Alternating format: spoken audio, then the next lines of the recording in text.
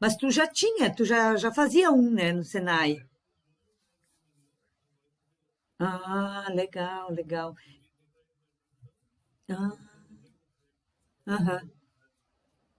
Ah, é bem legal. Eu gosto de desenho. Eu dei aula de desenho, inclusive. Olha que legal. Aham, aham. É que existe essa, essa lei, né, do menor aprendiz, que eu acho bem legal, assim, né? Porque se o negócio é muito voluntário, né? Acaba que não acontece, né? E as empresas às vezes não não se dedicam, ou assim, ó, não tem tempo, porque isso aí tem toda um regramento, né, para menor aprendiz. E aí o Senai é uma saída. Então, muitas empresas, por exemplo, assim, ó, eu não quero ter o menor aprendiz aqui, então eles mantêm os menores aprendizes no Senai, que é legal também. Para vocês é ótimo também, né? Para quem vai fazer, né, no Senai, porque daí ele é mantido. Hã? Ah, com certeza, com certeza, com certeza. E quem está nas empresas também trabalhando, a Tayane que está na ADIL fazendo porque tem algumas empresas que recebem, né, os menores aprendizes para trabalhar, para fazer alguma função, né? Eles podem trabalhar até 4 horas por dia, eu acho, e 4 dias por semana, se não me engano. Se não me engano, é assim, mas não tenho certeza bem do regramento.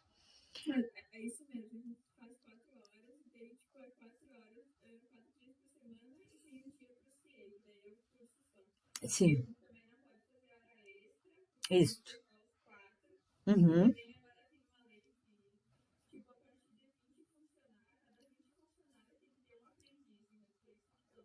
Ah, então olha, uma empresa que tem 100 funcionários tem que ter 5 aprendizes. Uhum, uhum. E isso abre caminho, né, porque isso, na verdade, esse programa é muito legal, eu acho, porque, e assim, ó, tu tem que estar na escola, isso é obrigatório, né, tem que estar na escola, tu tem uma idade, e tu começa antes da idade mínima, né, e aí tu já vai tendo a vivência, né? A vivência dentro de uma empresa ou no próprio Senai, né? Que o Senai também é uma empresa, né? E o Senai tem muito trabalho prático também, né? Que se faz muito trabalho prático. E assim, ó, essa vivência nas empresas também é muito legal, muito importante. Que vai, né? Na verdade, vai levando isso para a vida, né? Para a vida de vocês. Lucas. Chegando, Lucas.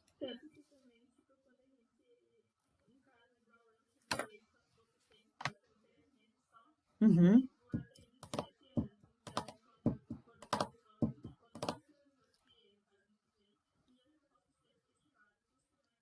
Exato, exato. Uhum, uhum.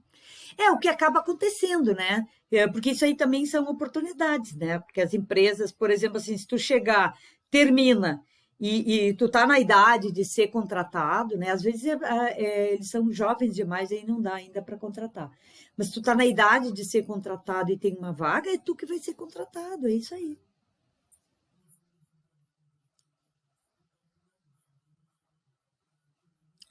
É, é, é.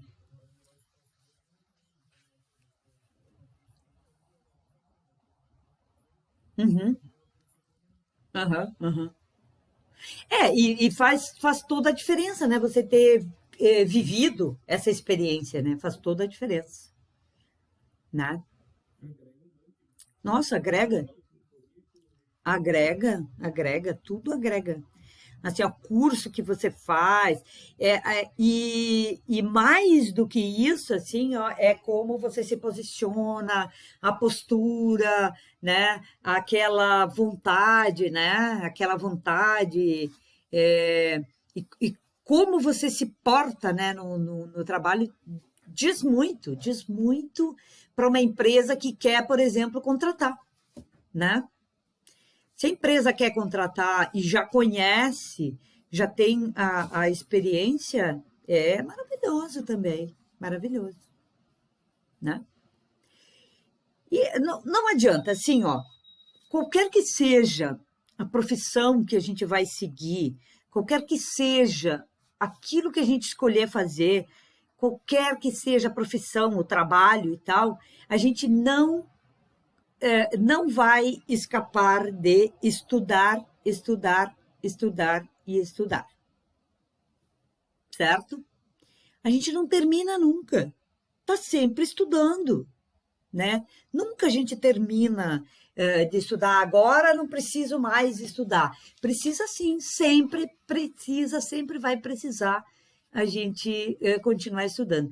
Conheci uma menina que ela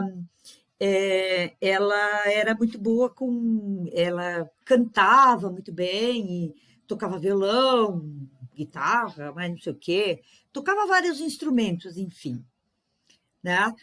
Mas disse que não queria estudar, certo?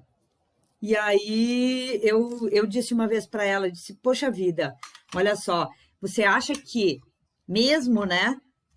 Você acha que para ser um artista, um bom artista, você não precisa estudar? Está enganado, né? Qualquer artista também que tem a pretensão de seguir a carreira e de se consolidar numa carreira de artista, precisa estudar e muito, né?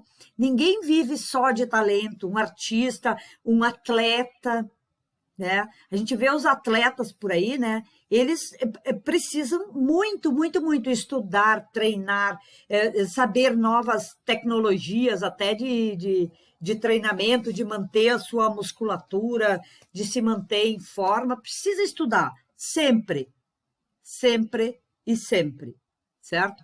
Ninguém se consolida numa profissão sem estudar muito. Então, isso é importante aí para a nossa vida, né? Para nossa vida toda. Beleza? Bom, vamos lá, turma. Estamos em. Olha, chegando mais gente. Alisson e Gabriel. Muito bem. Alisson e Gabriel. Então, pessoal, hoje nós vamos falar um pouquinho de dinheiro, né? Porque a gente não existe empreendedorismo sem dinheiro, certo? Então, vamos falar um pouquinho sobre dinheiro, certo? Vamos lá, começando então.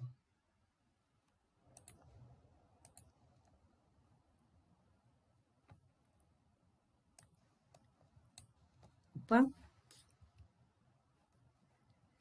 espera aí.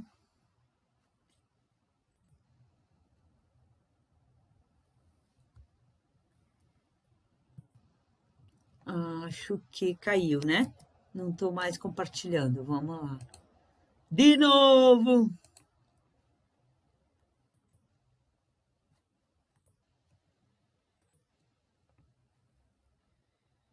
Só vou botar isso aqui.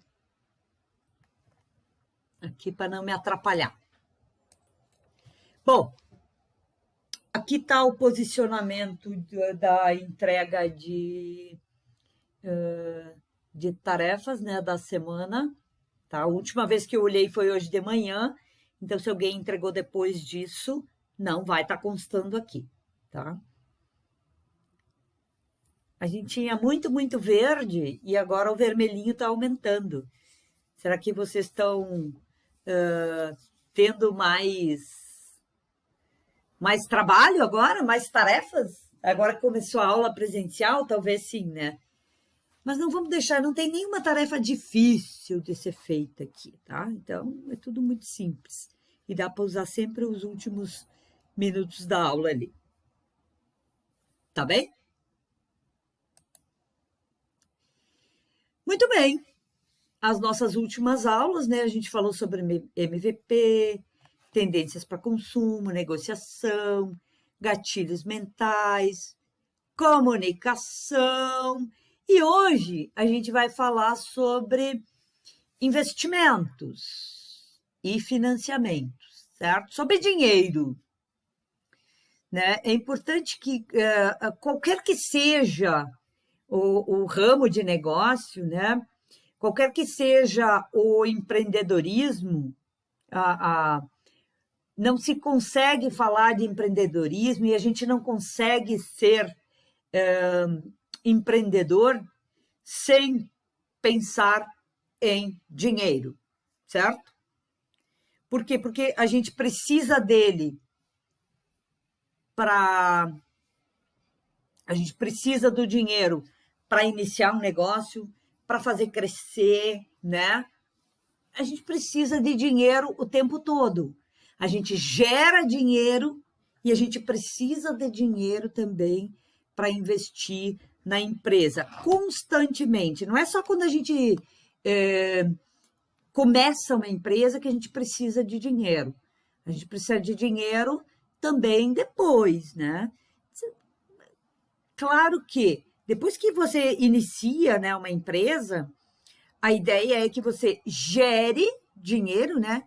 Que você gere, que você vá faturando e gerando dinheiro para reinvestir na tua própria empresa. Só que nem sempre a gente consegue fazer tudo que a gente precisa fazer com o dinheiro que a gente está ganhando. Às vezes a gente precisa de um reforço.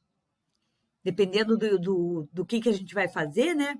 De qual é o projeto, a gente precisa de um dinheirinho extra, né? Um dinheirinho externo, certo?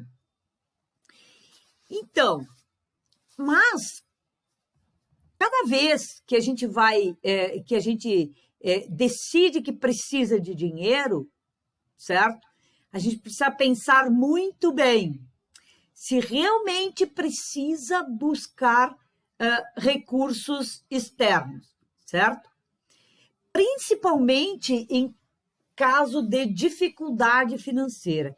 Quando a gente enfrenta uma dificuldade financeira, é comum qualquer empresário, né, qualquer empreendedor, acreditar que eu vou solicitar um financiamento, vou pegar um empréstimo, né?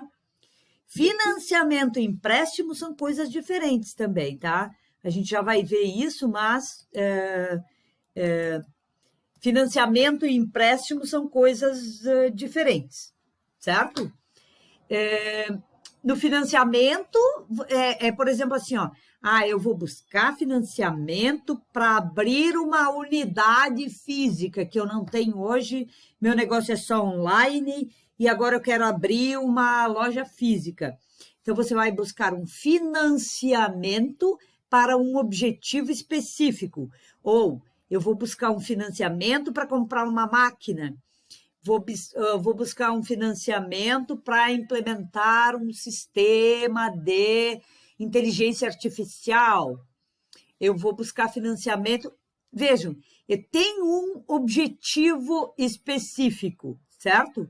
Então, e é bom que a gente separe isso, né? Investimento de empréstimo, porque quando a gente fala em investimento e para objetivos específicos,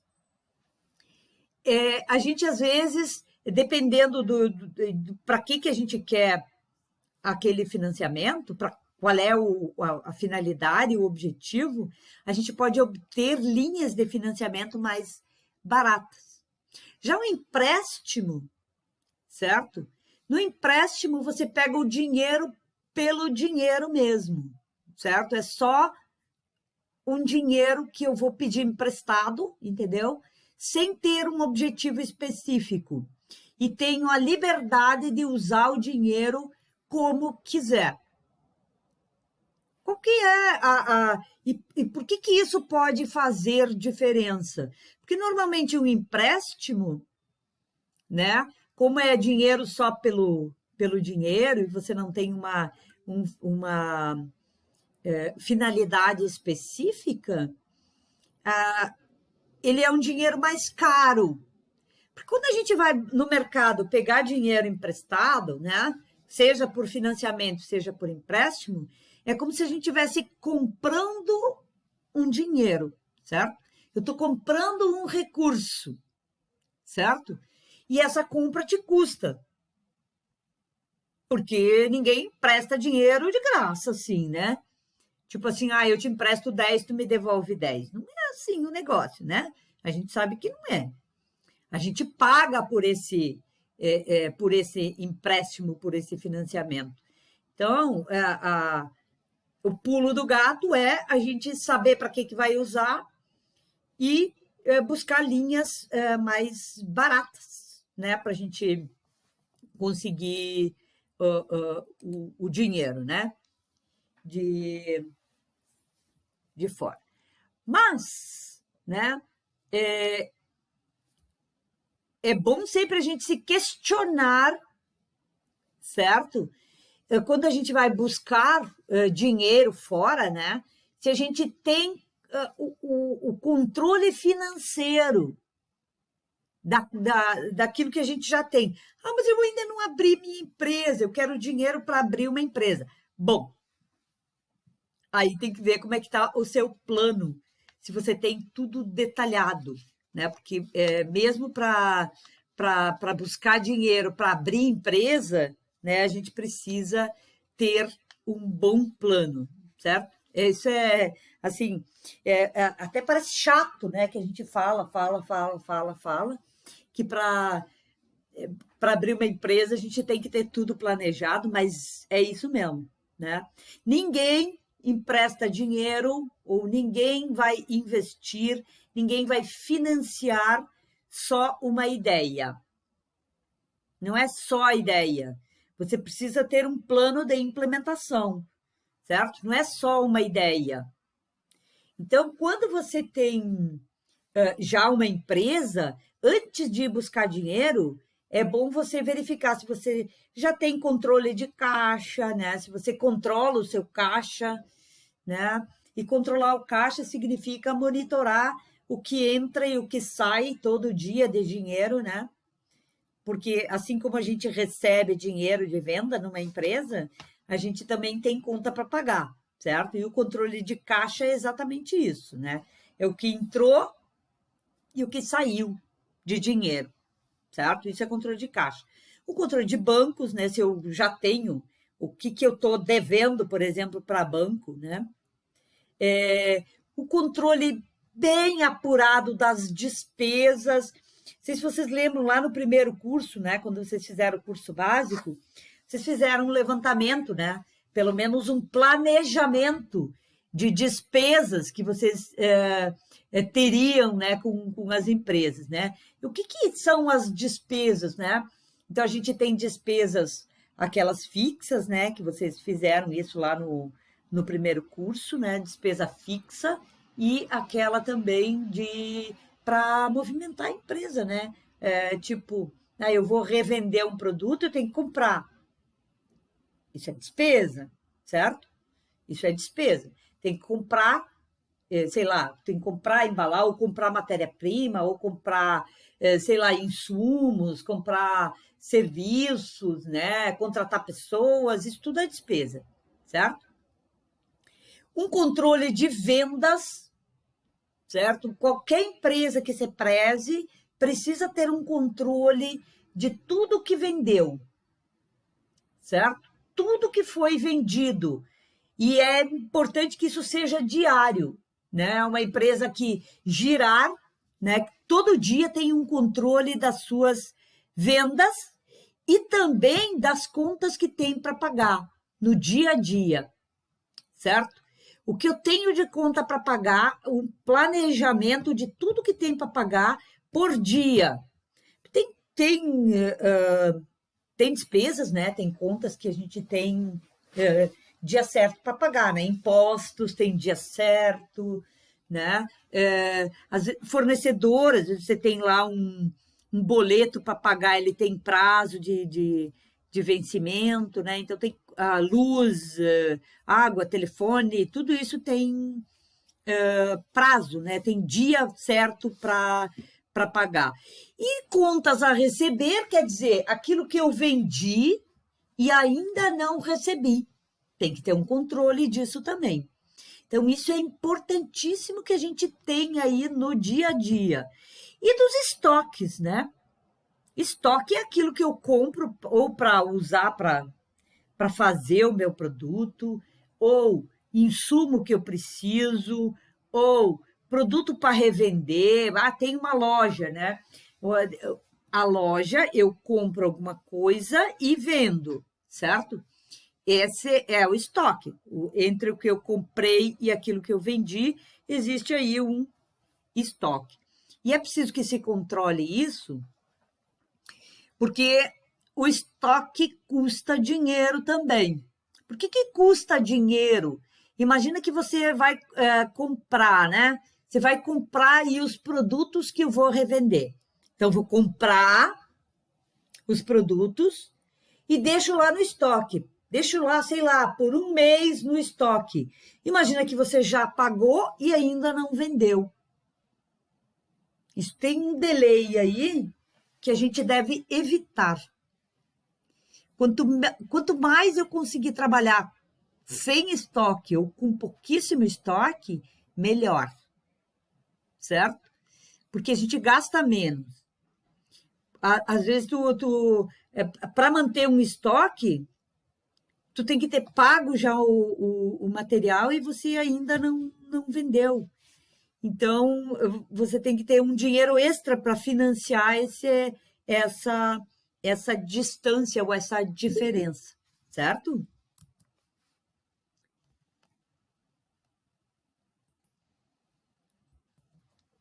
Diogo, deixa eu só anotar aqui. Bom, sempre que for possível, né, um empresário deve evitar buscar recurso junto às instituições financeiras. Por quê? Porque esse recurso que a gente busca fora, ele custa. Ele custa, você tem que pagar taxa, tem que pagar juros, dividendos, tem uma série de coisas para pagar. Então, às vezes, se a gente puder fazer arrumar de outra forma esse dinheiro sem ir buscar em instituições financeiras, melhor. Isso não significa que a gente deva deixar de fazer as coisas, né? Deixar de crescer, deixar de investir para não pegar dinheiro. Às vezes é uma bobagem, você precisa disso para vender mais. Então, assim, ok, não tenho dinheiro, vou buscar. Né? Então, claro, sempre que possível, isso não significa que você nunca vai precisar. Né? O mais legal seria a gente não precisar buscar dinheiro, que é aquele dinheiro para girar a empresa no dia a dia, como capital de giro, certo? O ideal seria que a gente fosse buscar dinheiro quando a gente precisa crescer, investir, né? Então, isso sempre que a gente quiser crescer e não tiver o dinheiro suficiente, mas se tu tem um bom plano e uma boa perspectiva, um projeto bem elaborado, por que não buscar dinheiro se você quer crescer, certo?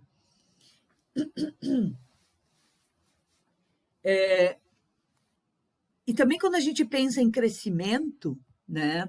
Eu sei que a gente já falou sobre isso também, mas nunca é demais a gente falar, né, sobre esse assunto, que quando a gente pensa em crescimento, a gente tem que ter um plano bem elaborado e saber exatamente como é que as coisas vão acontecer. A gente precisa fazer um estudo de qual que é a viabilidade. Por exemplo, assim, eu vou gastar X e em quanto tempo eu consigo recuperar esse dinheiro, certo? O quanto isso vai aumentar as minhas vendas. Então, por isso é importante a gente ter um bom plano quando a gente for fazer um investimento, certo?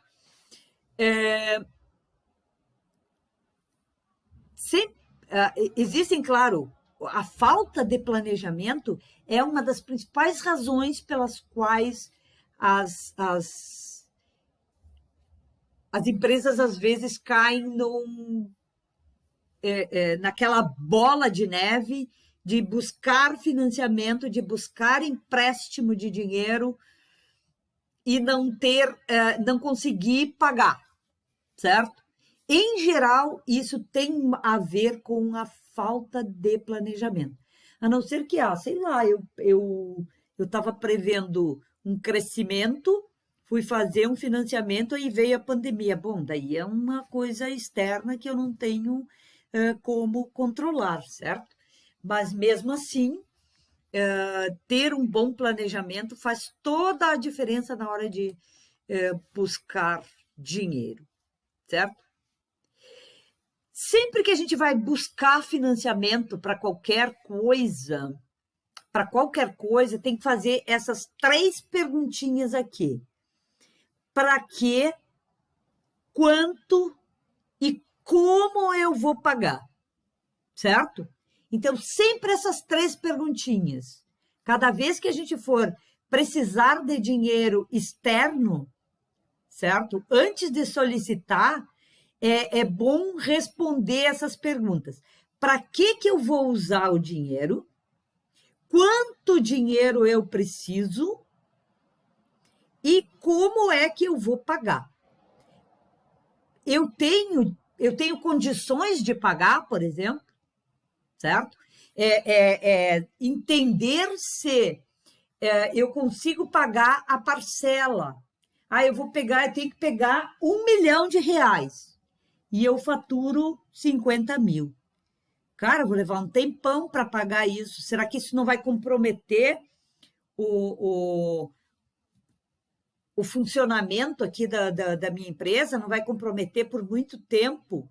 Eu vou ter que pagar uma parcela alta e eu não vou ter como pagar o resto das contas, certo? Então, a gente tem que fazer um estudo antes de se comprometer com um financiamento. Tem que estar muito claro essas 3 perguntinhas. Para que eu preciso, quanto eu preciso e como eu vou pagar. Isso é o fator decisivo para a gente definir, né? Por exemplo, o exemplo que tem aqui, não faz sentido você financiar num prazo curto a compra de um equipamento que só vai te trazer retorno daqui a 7, 8, 10 meses. Certo? Por quê? Porque daí eu já paguei antes de começar a ter retorno desse investimento. Como assim? Né? Planejamento é a chave, certo? Eu preciso saber exatamente como é que eu vou pagar se isso não vai comprometer as finanças da minha empresa.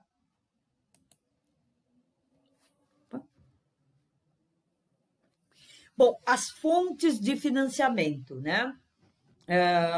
Para aquelas empresas que estão em estágio inicial de desenvolvimento, como é o nosso caso aqui, né? Principalmente aquelas que têm soluções muito inovadoras, aquelas ligadas à tecnologia, né? Principalmente as empresas que são ligadas a tecnologias, né? O investimento anjo investimento coletivo, aceleradoras de startups, fundos de investimentos são mais saudáveis, porque eles têm taxas menores, alguns nem precisa ter taxas, né? Mas não é para todos os tipos, né, de empresas que isso funciona. Mas, em geral, aqueles que apresentam essas soluções tecnológicas inovadoras, desculpem, né? Normalmente isso funciona. Bom, capital próprio quase sempre a melhor alternativa, já que a gente não precisa pagar juros, certo? Se eu vou investir o capital que é gerado na própria empresa, ou assim, sei lá, eu tenho meu dinheiro para começar a empresa, e muitas vezes a gente não precisa de muito, né, para começar uma empresa, né? Posso também, né, fazer aquele planejamento de longo prazo, ou como pessoa fazer uma poupança, né, e guardar dinheiro para abrir o meu próprio negócio. Eu posso acumular, se eu tenho a empresa já, acumular os recursos durante um período e depois investir, certo? Então, tudo isso tem que ser pensado. Só que muitas vezes isso não é possível, ou tipo assim, ó, eu preciso fazer logo esse investimento para justamente me trazer um retorno financeiro melhor. Aí, ok, vai buscar dinheiro fora. Nem sempre isto funciona, né? A gente guardar o recurso para começar, né? Ou para investir, ou para crescer, né? Nem sempre isso vai funcionar. Mas, se for possível, é uma excelente ideia. Muitos empreendedores recorrem, claro, à família, né, para obter aí capital. Familiares, em geral, não cobram juros, ou se cobram, cobram juros menores, ou não exigem garantias, né? Que tem aquela questão das garantias, que nós vamos ver mais um pouquinho, mais adiante um pouco, né? A questão das garantias e o quanto que isto pode comprometer, né, inclusive o seu negócio, a questão das garantias, né? Mas, por outro lado, se a gente vai usar investimento vindo de familiares, tem que tomar o cuidado para não estragar as relações pessoais, né? Porque sempre pode dar errado, né, gente? E aí nem sempre isto funciona perfeitamente. Bom, outra maneira é ter um sócio investidor, certo? Um sócio investidor é aquele que investe dinheiro no teu negócio e se torna sócio, certo? Se torna sócio. Só para contar para vocês, né? A minha filha mais velha tem um escritório de arquitetura, certo? Então, ela e mais uma amiga abriram esse escritório, mas elas realmente não tinham dinheiro para isso, certo? Então, elas arrumaram uma outra sócia que entrou com o dinheiro, né? Entrou com o dinheiro, então as cotas delas na empresa, aquela que entrou com o dinheiro tem as cotas dela que ela pagou com dinheiro, e as outras duas pagam em trabalho, certo? É um negócio. Arrumaram alguém com dinheiro e que virou sócio da empresa, certo? Mas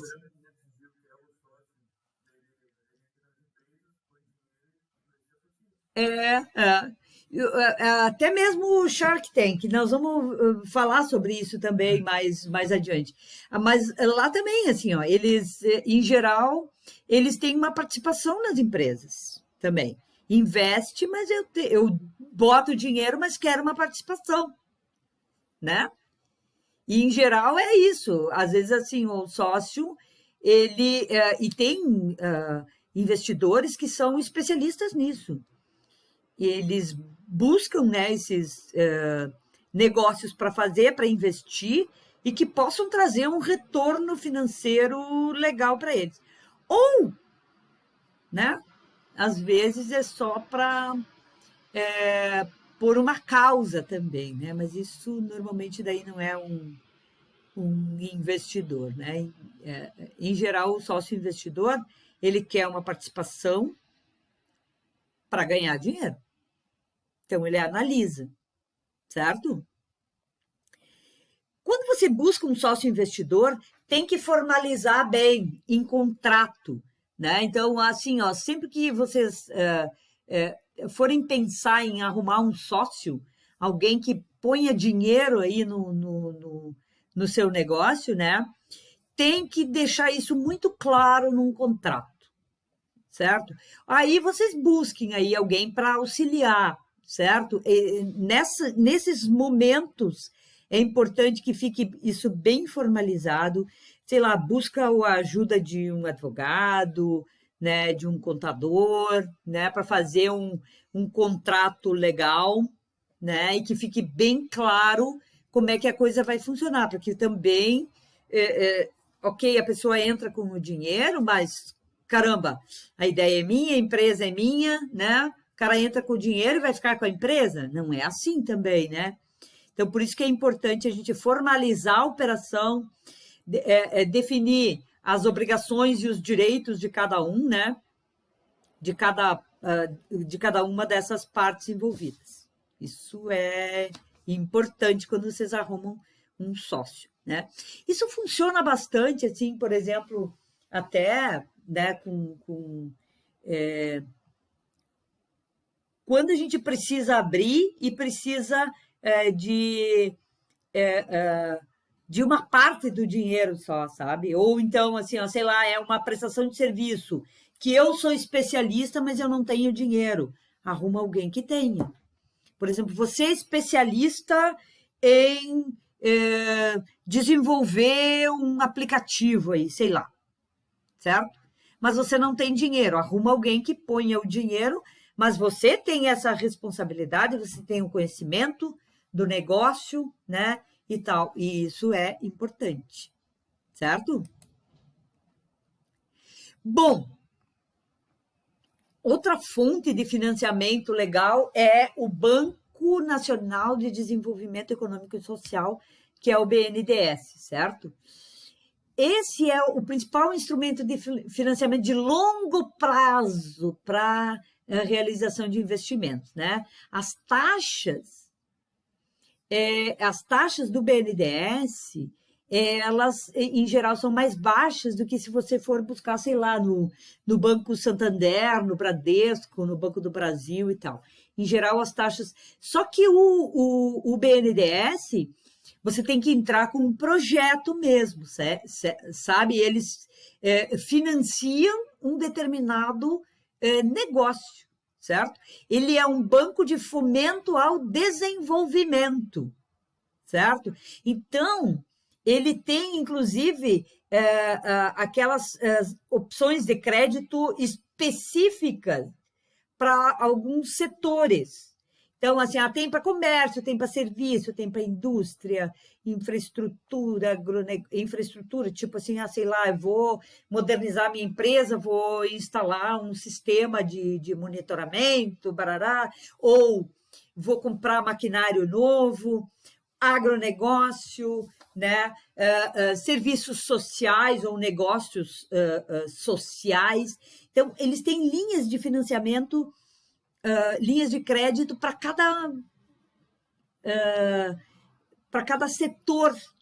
Então, é interessante a gente conhecer isso quando a gente for buscar investimentos, certo? Quando a gente for buscar uma fonte de financiamento, certo? Outra alternativa, e que é muito legal, né? Existem alguns tipos de investimentos que são subsidiados, certo? Nesses investimentos subsidiados, muitas vezes você não precisa devolver. Por quê? Porque, digamos assim, ó, tem um banco, o próprio BNDES tem algumas linhas, né? Ou o FINEP, ou o CNPq, né? Normalmente, quando eu tenho uma inovação, certo? Então, muitas vezes você recebe o dinheiro como um investimento do governo, certo? Ou dessa instituição, ou o CNPq, que é a Comitiva Nacional de Pesquisas, certo? Então, assim, normalmente quando você tem uma inovação, certo? Normalmente essas instituições, tipo o FINEP e o CNPq, é para inovação, para coisas bem inovadoras. Então, vale a pena a gente sempre consultar. Tem uma lei específica aqui no Brasil que chama Lei do Bem. Né? Nessa Lei do Bem, você pode cadastrar, né, projetos e obter financiamento, né, para projetos de inovação e que eles realmente você obtém esse dinheiro subsidiado. Subsidiado quer dizer aquele que alguém te dá uma parte desse dinheiro, certo? Mas, claro, para que seja subsidiado, tem que fazer parte daquele grupo, né? Daquele grupo de tipos, né, de financiamento, de inovações que sejam, que façam parte, né, dessas. Ai, meu Deus, né? Que tenham esse tipo de subsídio para ser fomentado. Na verdade, aqui é alguém ou uma instituição governamental, normalmente, né? E que fomenta o desenvolvimento ou a inovação e a pesquisa, certo? Então, dependendo do que às vezes você consegue por aqui também. Opa.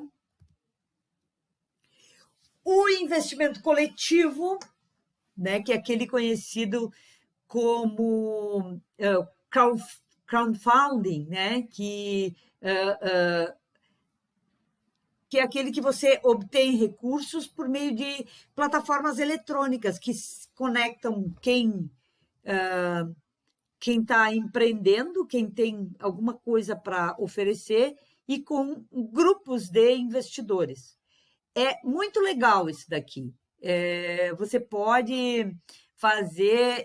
Tem a principal plataforma aqui do Brasil, e nós vamos já dar uma olhadinha nela, numa delas aqui, que é legal a gente olhar como é que funciona e como é que. Como que eu posso cadastrar um projeto numa plataforma dessas, né? E o que eles exigem e que tipo de negócios tem lá, né? Isso funciona mais ou menos como a vaquinha online, certo? E existe, né, claro, nessas plataformas, inclusive, os casos de vaquinha mesmo, né? Que é aquela usada para projetos sociais, certo? Mas existe também outras coisas. Eu vejo muito, por exemplo, quem quer lançar livro, né? Eu tenho um livro para lançar e eu busco dinheiro para o lançamento do livro nessas plataformas de investimento coletivo. E, claro, tem as recompensas. Eu boto lá uma meta, barará, um tempo, uma meta para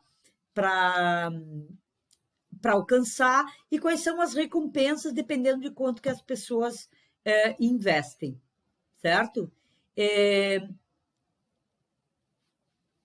Normalmente, assim, esse tipo de investimento é para aquelas empresas que têm altas taxas de crescimento num curto espaço de tempo. E, nesse caso aqui, não tem garantias, né? Aqui no Brasil, o máximo que você pode pedir, né, através dessas plataformas de investimento coletivo é R$ 2.400.000. Mas já é um valor bem interessante, né? Se a gente puder buscar. Eu não vi nenhum nesse valor aí na plataforma que eu olhei. Não vi nenhum com esse valor. Todos são valores bem menores do que isso, né? Às vezes, sei lá, é 10 mil, 5 mil, 7 mil, né? Que eles buscam nessas plataformas, né?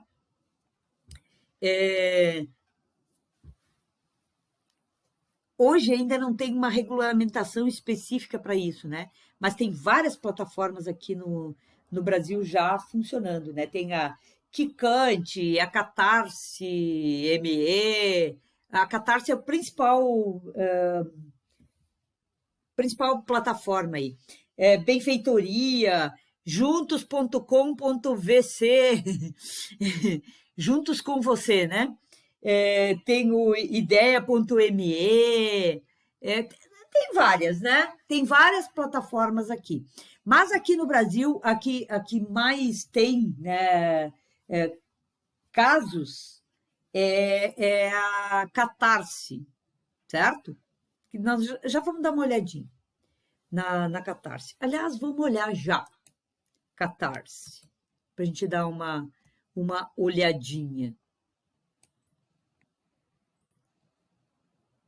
Para a gente ter uma ideia.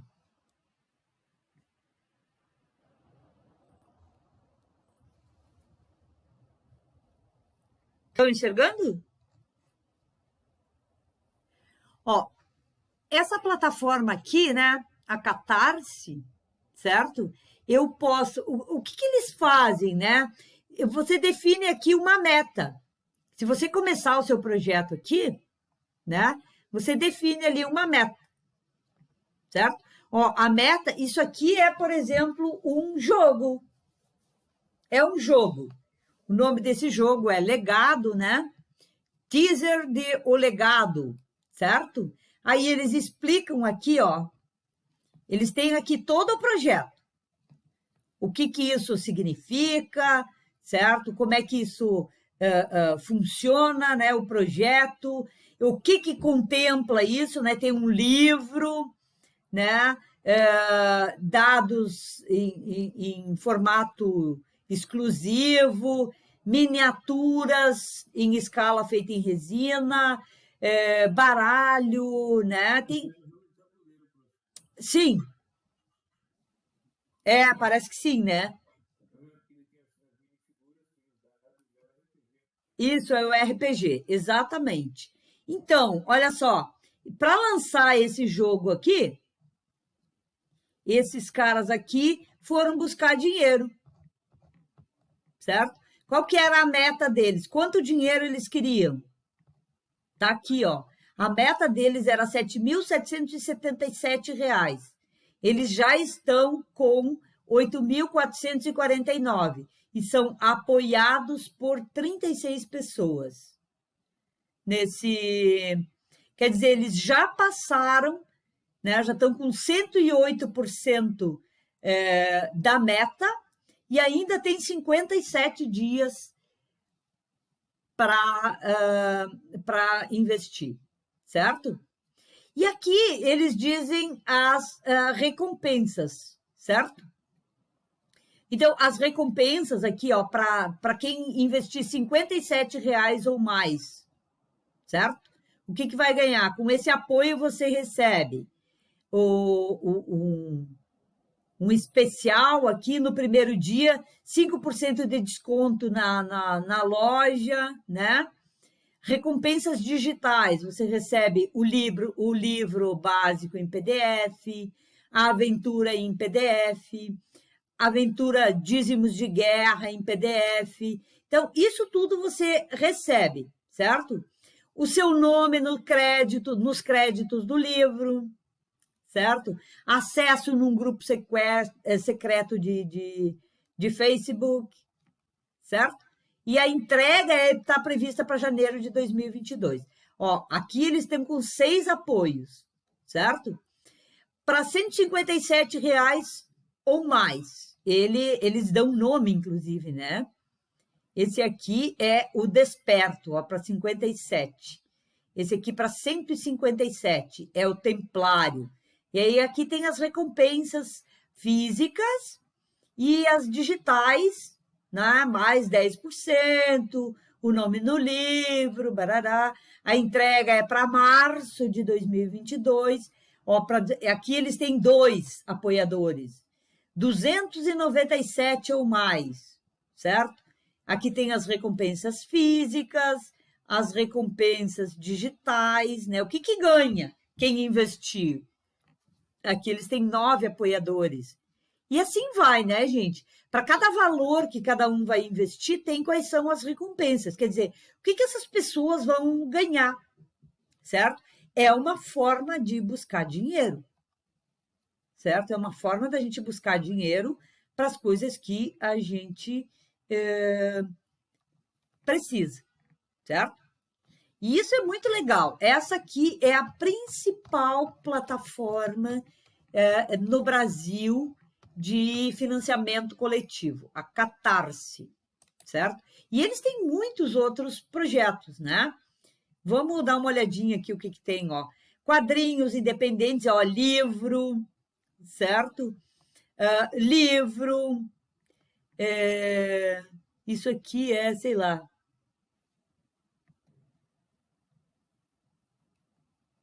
certo? Tem muita questão de livro, né? E tem também aqueles projetos sociais, né? Que são os projetos de Covid, né? Que daí é uma participação e às vezes é sem recompensa até, né? Ou a sua recompensa é baseada em outras coisas. Mas é muito legal isso, gente. Muito legal, sabe? É uma forma da gente buscar financiamento aí para os nossos negócios, para os nossos objetivos, né? Essa plataforma aí é bem bacana. Quem tiver oportunidade, dá uma passeada por lá, que tem vários projetos. Muito livro, eles têm muito projeto de livro nessa plataforma. Beleza? Bom, vamos lá, né? Voltando.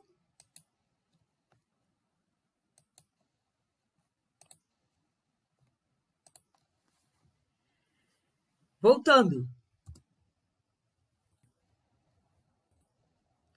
E a aceleradora, né? A aceleradora de startups são aquelas empresas, né, que selecionam empresas que estão em desenvolvimento, na fase embrionária, quer dizer, aquelas que estão começando para participarem de programas, né, de aceleração, certo? Esses programas de aceleração têm aqueles os Startup Days, né? É uma pena que agora a gente está em pandemia, né? Mas a própria, assim, ó, a Universidade de Passo Fundo tem Startup Day, a Universidade de Caxias, tem vários Startup Days, Startup Weekend, né? Onde você reúne, né, empresas e participam desses programas. E aí sempre tem investidores, né? Então, esses programas de aceleração podem ser para infraestrutura, até mesmo para oferecer mentorias, né? Mentorias para negócio. Então, por exemplo, assim, ó, sei lá, eu preciso de um mentor na área de tecnologia ou na área de administrativa, certo? Para auxiliar o empresário aí a decidir.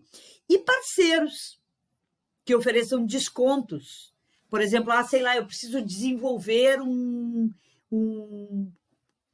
programa aí, um software ou alguma coisa parecida, muitas vezes nesses programas de aceleradoras, né, eles têm essas empresas que oferecem descontos específicos, né?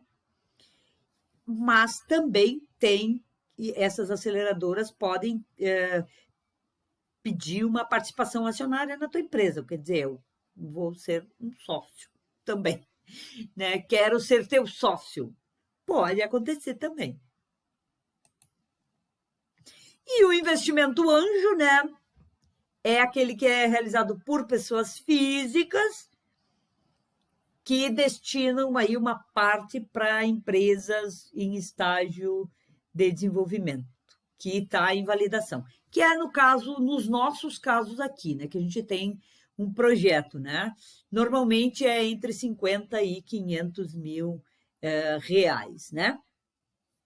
Isso também, né? O investidor anjo, normalmente, ele te dá o dinheiro em troca de uma participação acionária, quer dizer, uma participação na tua empresa, certo?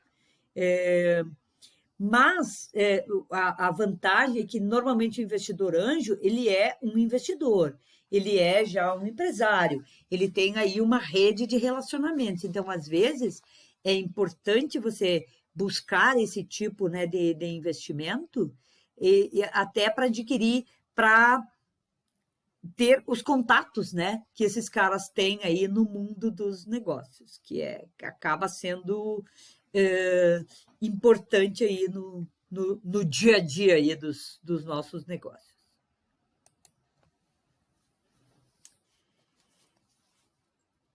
E os fundos de investimentos, o que são os fundos de investimentos? São aquelas pessoas, né, que reúnem recursos para aplicar em empresas inovadoras, mas que já tenham um modelo de negócio lucrativo. Então, os fundos de investimentos, eles são mais utilizados para quem está querendo crescer ou quem está querendo dar um up, né, na sua empresa. Dificilmente um fundo de investimento é como se fosse uma sociedade, certo? Formado por várias pessoas, né, que são os cotistas do fundo e que aplicam o dinheiro em empresas. Mas eles buscam empresas que já tenham um negócio lucrativo, certo? Então, esse modelo, né, de investimento, ele normalmente não se dá para empresas que estão começando, certo? E sim para quem já está, tenho já uma empresa, um negócio lucrativo e quero acelerar o crescimento. Bom, aí você pode buscar os fundos de investimento, certo? E também eles oferecem dinheiro em troca de participação acionária. Vocês viram que tem vários deles, né, aqui, que fazem isso em troca de participação acionária, certo? Grande parte, inclusive, faz em troca de participação acionária, tá? E nesses casos, né, quando tem um fundo de investimento e que tu já tem um negócio lucrativo, é muito comum que esse fundo de investimento indique alguém, né, um conselheiro ou alguém para cuidar do dinheiro da empresa, certo? Eu vou investir, mas vou botar alguém aí para cuidar do dinheiro, entendeu? Então, quer dizer, eu vou investir, mas eu vou indicar alguém para fazer o controle da aplicação do dinheiro, certo?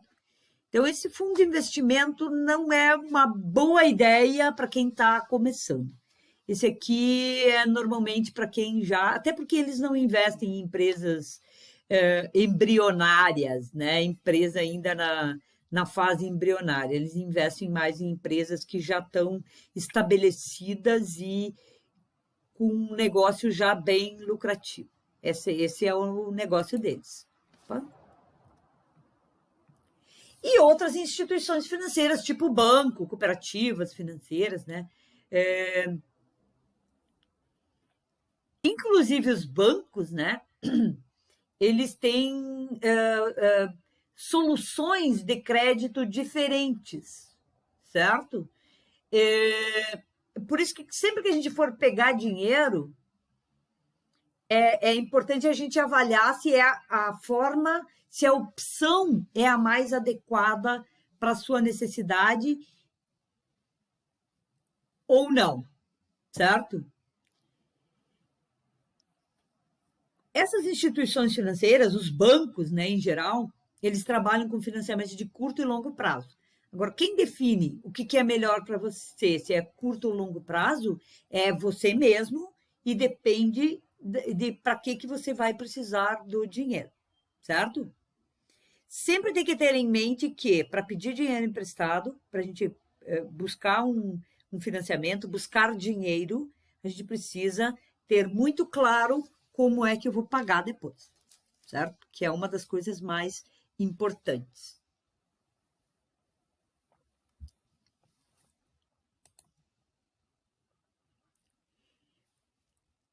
Investimentos de curto prazo e de longo prazo, né? Os financiamentos.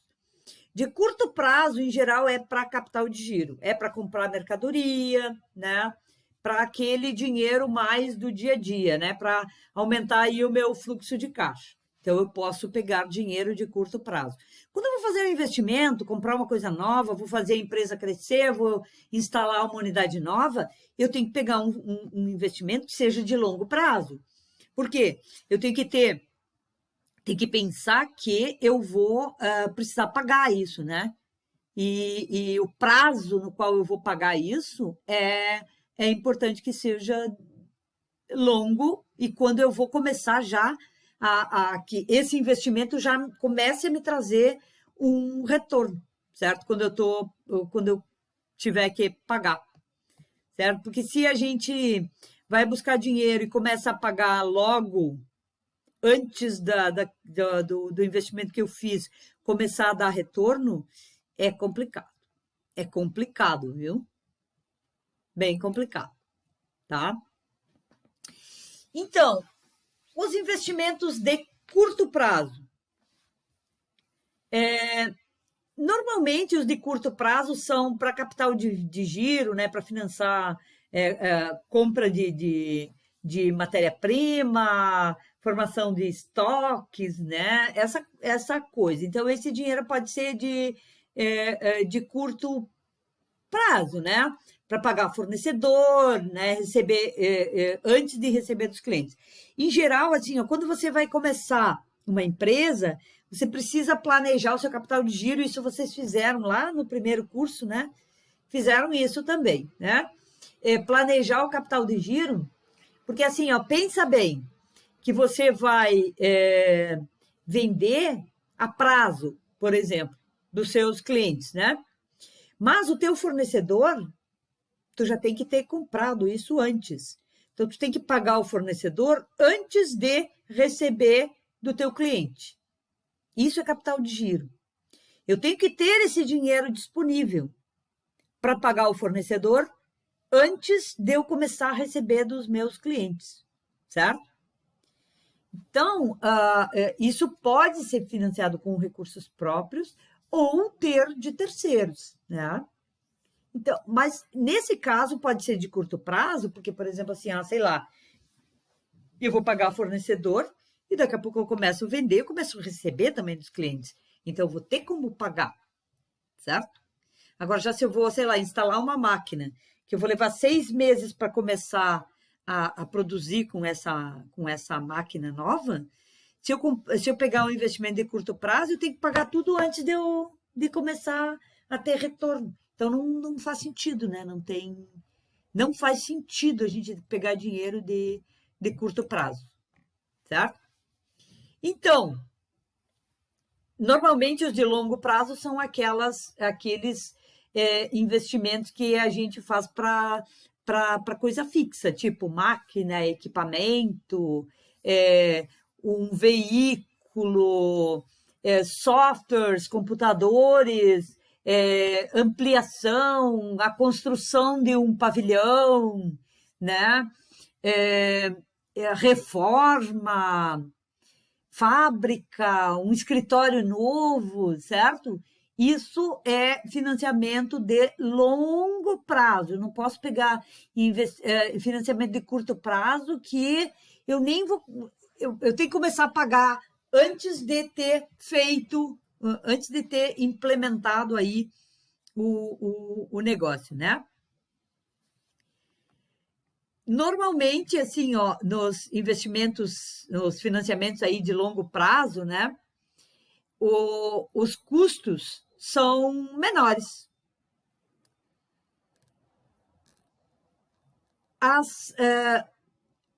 Porém, né, quando eu pego um financiamento de longo prazo, as instituições financeiras que vão me dar esse dinheiro a longo prazo, eles são mais rigorosos na aprovação, né, desse financiamento. Eles exigem mais garantias, né?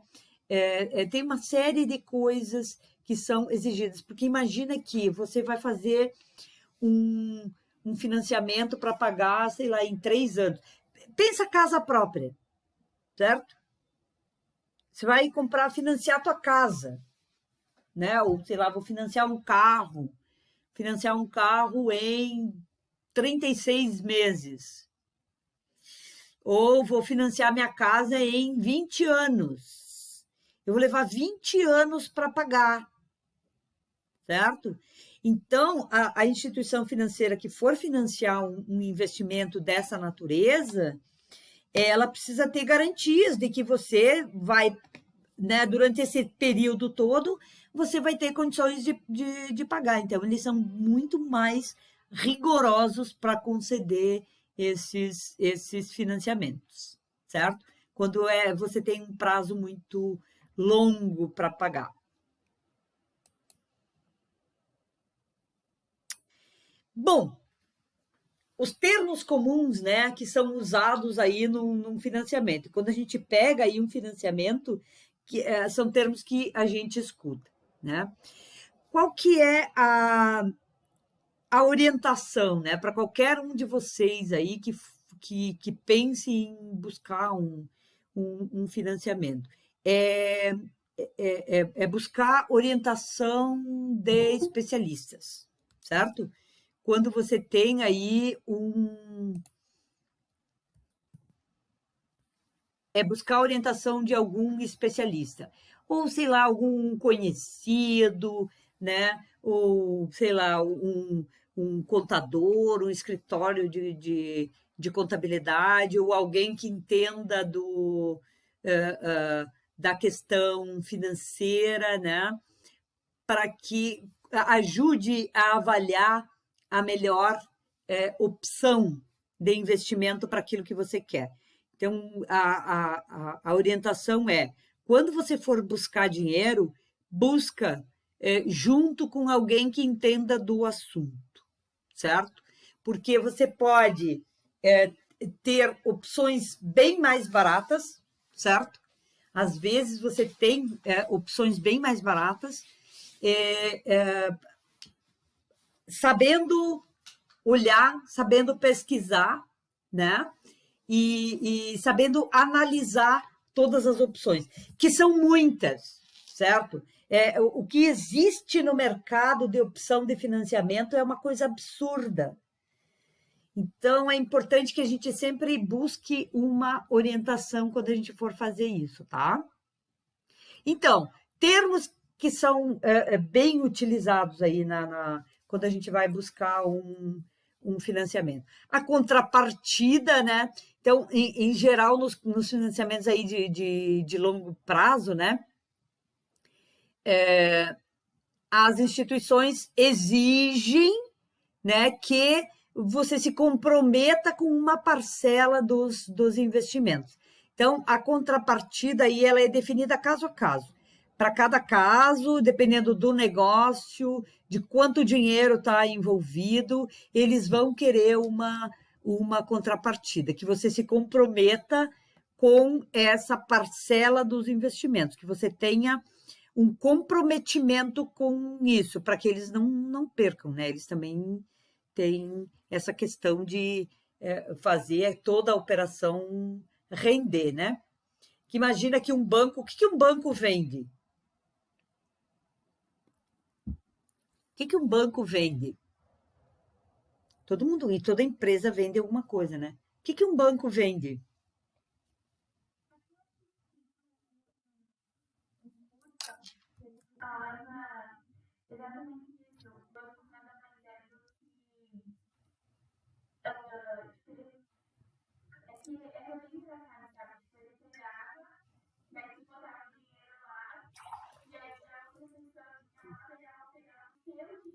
Exatamente. Uhum, uhum.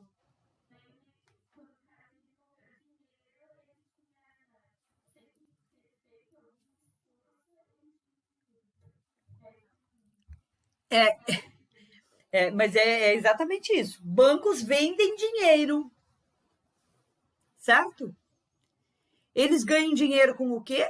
Com dinheiro, né? Então, os bancos, em geral, assim, ó.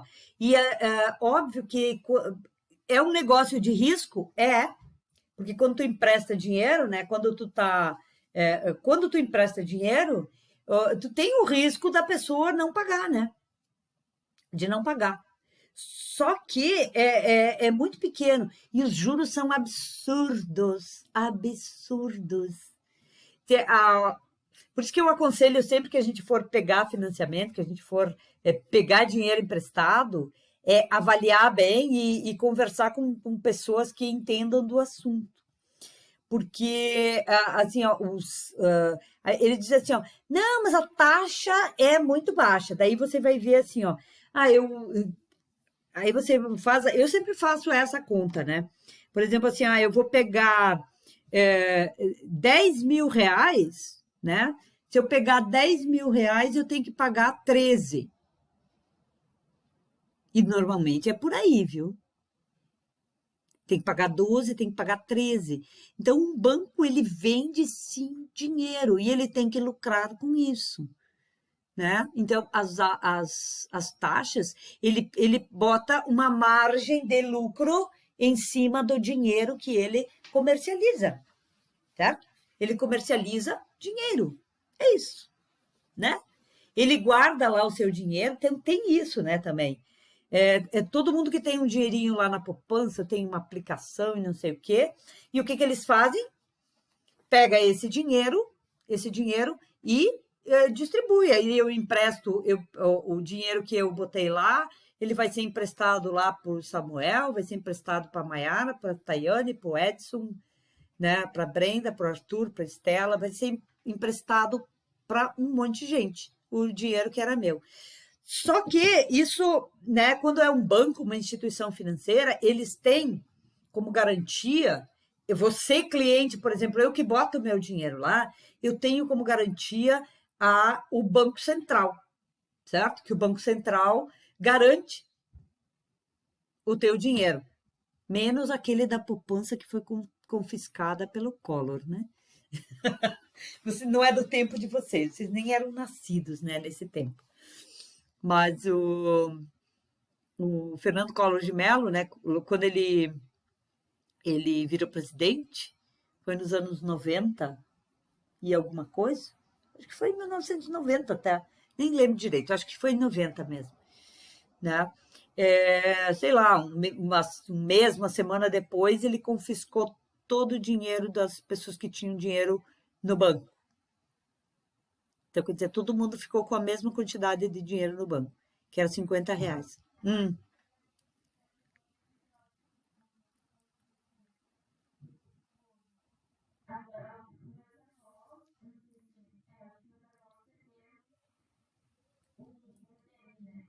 Certo.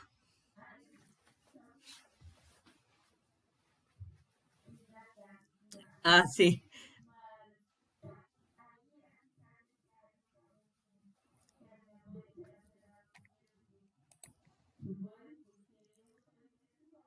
Aham,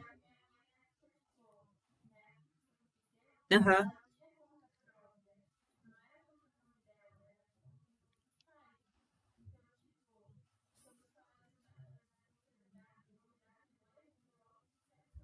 Ah, meu Deus do céu. É. Na verdade, assim, ó, esse dinheiro ficou, na verdade, confiscado e depois ele foi devolvido, mas foi devolvido sem os devidos juros, né? Ele confiscou a poupança, né, das pessoas. Só que depois teve lá uma ação judicial, né, que foi impetrada ali pela geral e quem tinha dinheiro na época na poupança acabou recebendo depois, né? Mas, tipo, 10 anos depois, né? Foi receber os juros, né? Os juros que não foram pagos na época que tinha que ter sido pago. Mas o Banco Central sempre garante o dinheiro em caso de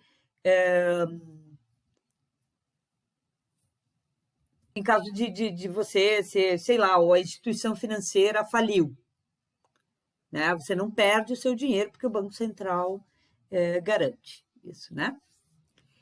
Bom, tem o custo da operação, é aquelas taxas de juro praticadas, né? São encargos fiscais, operacionais, né? E tal.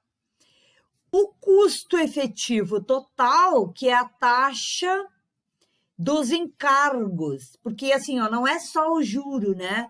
Não é só os juros. Tem juro, tem taxa, né? Tem encargo, tem as despesas para abertura do crédito, né? Então, quando você vê, por isso que é importante avaliar com um especialista, porque às vezes você olha só a taxa de juro, não, mas a taxa de juro, mas daí tem uma taxa disso, tem taxa daquilo, certo? Então, é importante que isso seja bem avaliado para ver se a gente não está, sei lá, fazendo. Tipo assim, daí eu peguei 10, mas no fundo eu só vou receber 8, porque o resto ficou lá em taxas, certo? Em taxas que eu precisava, que tem que ser pagas. É isso. Os encargos, né, são aqueles valores na contratação de serviço, quer dizer, para tu abrir o processo, é uma tarifa, um imposto, um seguro, uma série de coisas aí que são os encargos e que têm que ser pagos pelo cliente, né? Então, o banco, uma coisa é certa, ele nunca perde dinheiro, nunca, né? Ele pode perder de um cliente e vai ganhar de outros 100, né? Ele não chega a perder um cliente a cada 100, não chega a perder 1%, é bem menos do que isso, né?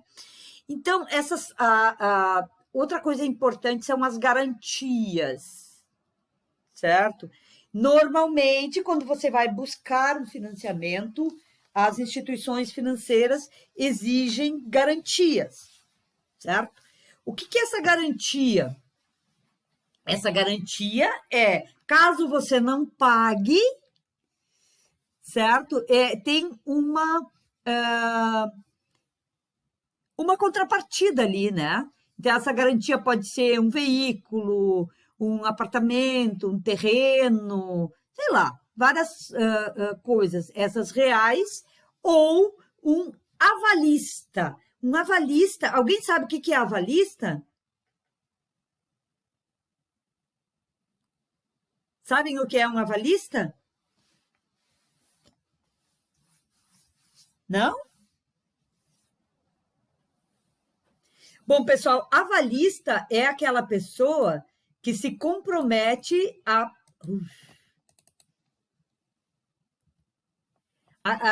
avalista é aquela pessoa que se compromete a pagar a tua dívida se você não pagar, certo? Em geral, se busca quando você faz um financiamento, ou então, até quando você vai, sei lá, alugar uma casa, alugar um apartamento, né? Em geral, ou tem você coloca uma garantia real, como um caso, um carro, etc., ou você arruma um avalista, certo? E, efetivamente, se você não pagar, a instituição vai cobrar do avalista, né? normalmente também o valor da garantia, o valor que é exigido de garantia, ele é maior do que o próprio financiamento. Isso é normal, tá, gente? Normal que isso aconteça. Tá? Que o valor da garantia é maior do que o do financiamento. As taxas de juros, que são aqueles... Isso é efetivamente o custo, né? É o preço do seu dinheiro. É o quanto você vai pagar para receber aquele dinheiro, certo? É a taxa de juros, que é aquele percentual sobre o valor do financiamento. Bom, eu posso ter uma taxa de juro pré-fixada, certo? Que é aquela em que você tem uma parcela fixa, certo? Você paga sempre o mesmo valor.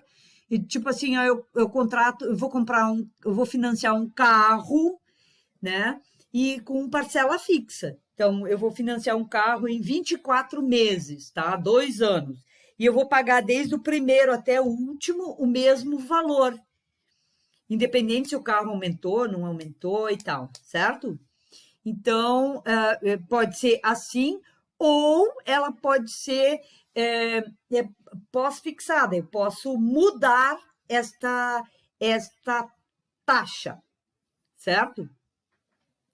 As taxas pré-fixadas, elas são boas quando eu tenho um cenário econômico instável e que eu posso ter uma inflação muito grande e tal. Então, se eu contratar uma taxa pré-fixada e tiver, sei lá, 20% de inflação, bom, azar de quem me emprestou, eu vou continuar pagando a mesma coisa, certo?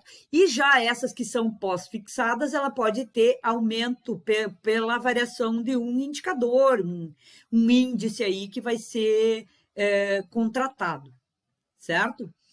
Com essas taxas de juros pós-fixadas, né?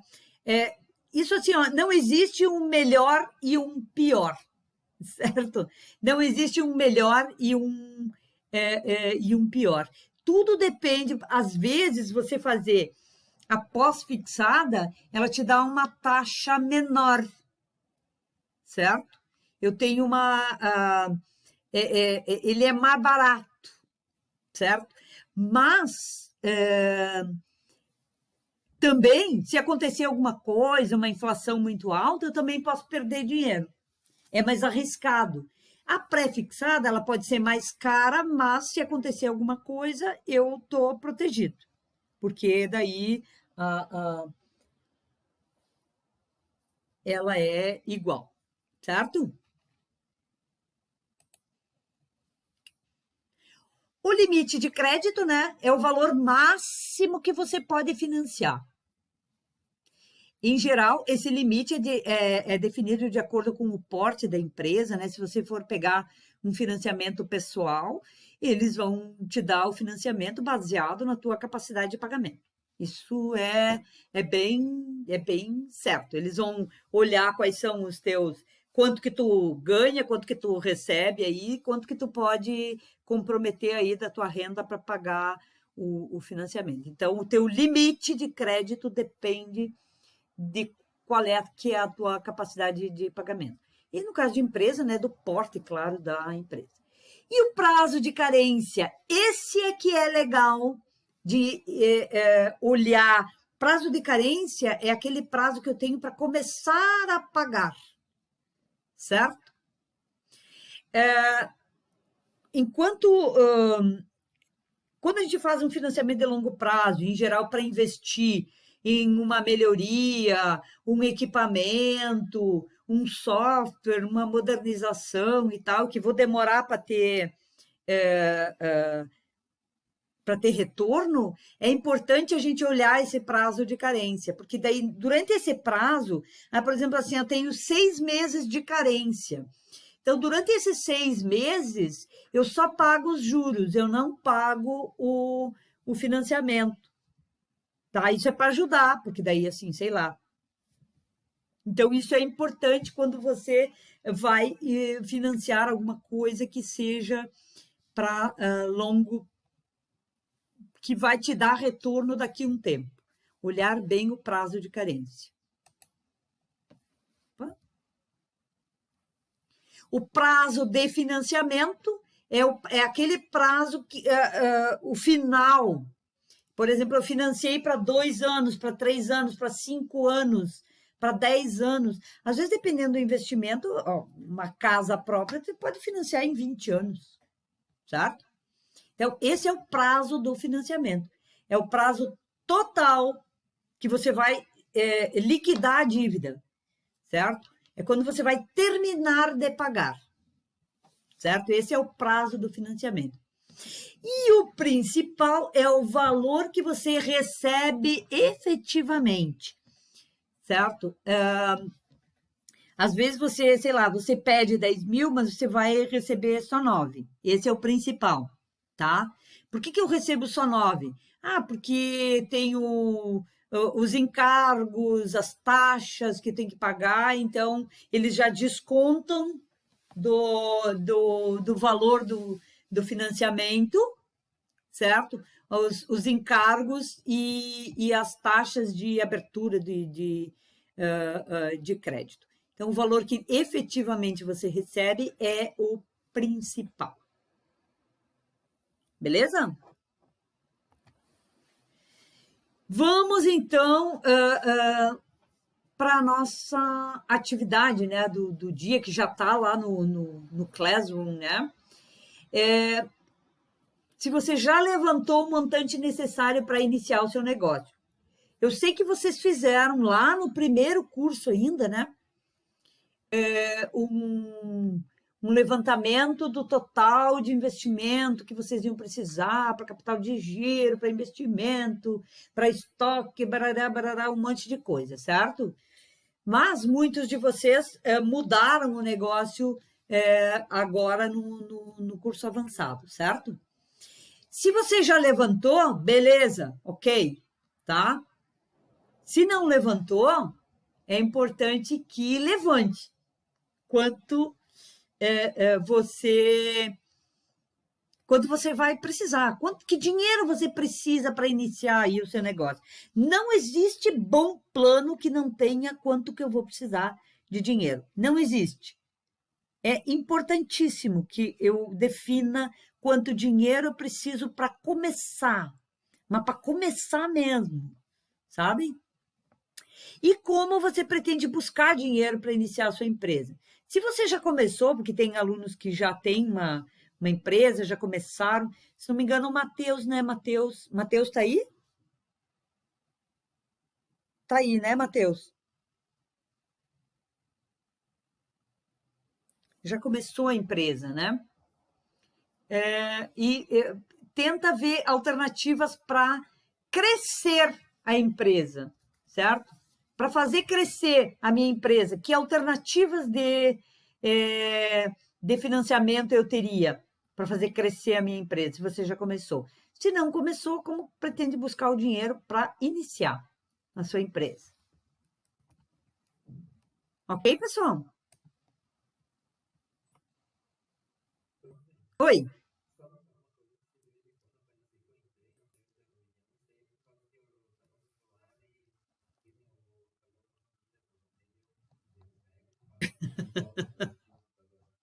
Ai, Jesus, tá bom. É Matheus que está falando? Arthur. Arthur. Ficar comendo, né? Mas é comum, né? Dá uma fome, a gente chega e já vai para aula e tal, né? Sem problemas. Tchau. Tudo certo, pessoal?